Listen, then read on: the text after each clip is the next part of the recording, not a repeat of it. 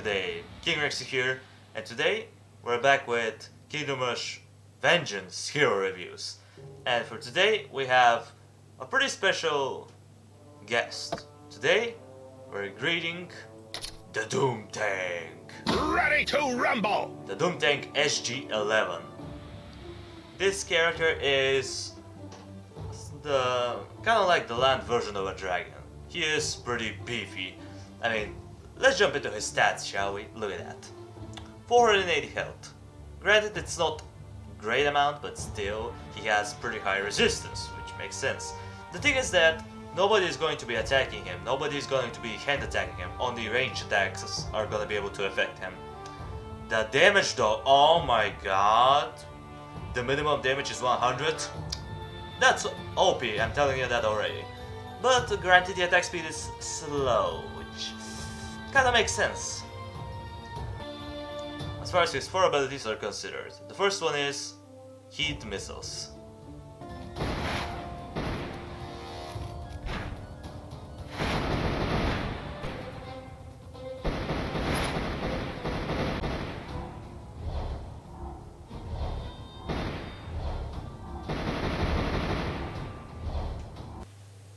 That one ends up being pretty awesome, I'm not gonna lie.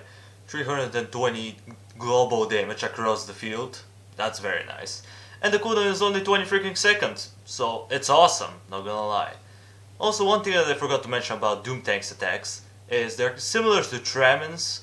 They can do splash damage, but it's very little area, so you have to have enemies literally on top of each other in order to see this group damage coming in action. But overall, really good ability. The second ability is Ground Slam.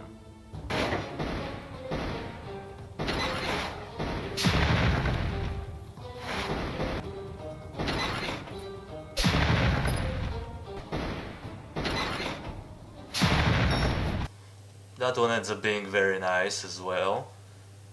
A good 90 damage across a pretty big area. It's not a baby area, it's a pretty gigantic area, which is the thing that I like about it.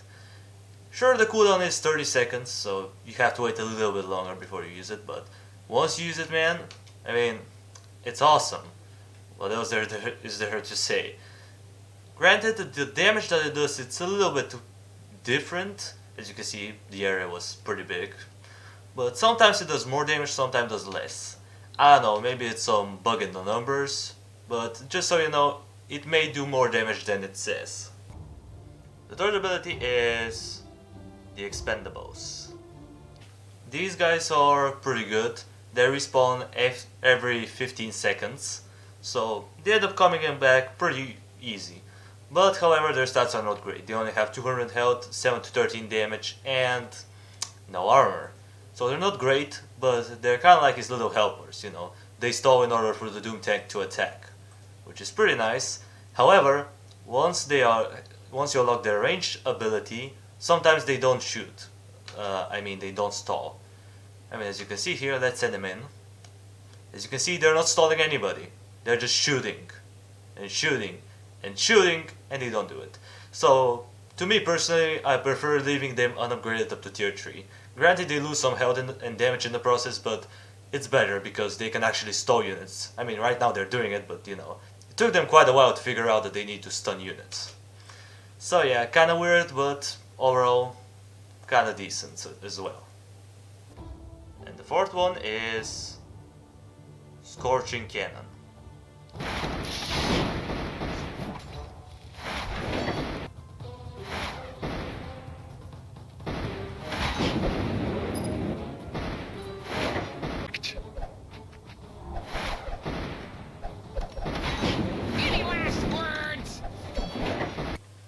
This one is not bad.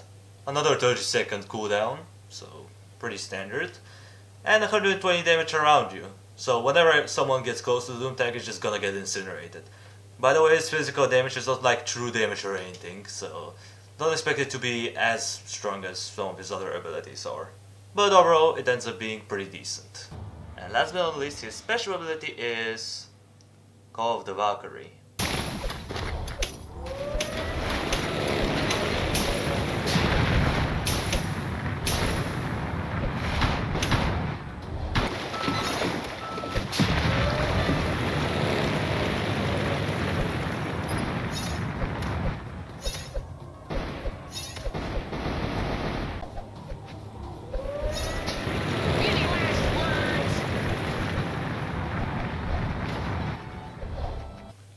That one is interesting because in the Steam version it does the correct amount of damage.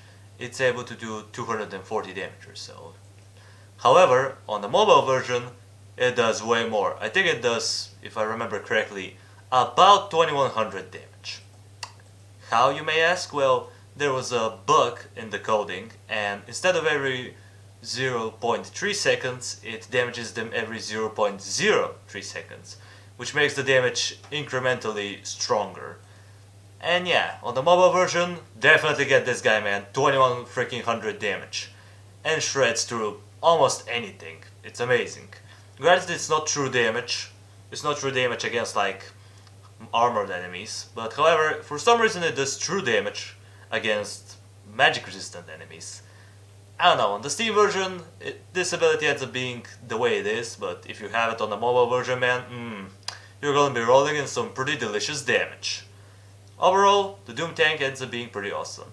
Also, I forgot to mention something about his passive ability. I think he does 2 damage every 0.2 seconds with his passive ability. So, it's not very much. It's kind of underwhelming, but you know, if you ever get bored, you can just run over enemies. You know, if you ever get bored, you can just run them over. It's not efficient though, but you know, it's fun to have. Overall, as far as the Doom tank is considered, I'm gonna give him a solid 8. Sorry, not 8. That will be awful for this tier. I'll give him a 9.2 out of 10. The reason I'm giving him a 9.2 and not like anything higher is because there's dragons, and dragons are just unfortunately better. However, he is awesome. I mean, granted the dragons are better, but for this character, I would say he is worth it. Especially on the mobile version, man. So yeah, in the end, he ends up being pretty awesome. The only thing I don't like about him is these expendables, but again, here they're level 3, so I can showcase them. But in the real game, I usually don't upgrade them up to tier 3, simply because they don't do the job that they're supposed to do, aka stalling. So yeah, that's gonna do it for the video, guys. Thank you everybody so much for watching. I appreciate you for sticking around. Subscribe if you want to see more of this content in the future. While you're at it, drop a like on the video, it means a lot to me. And I'll see you in the next video. Until it comes, that was King Rexy, over and out.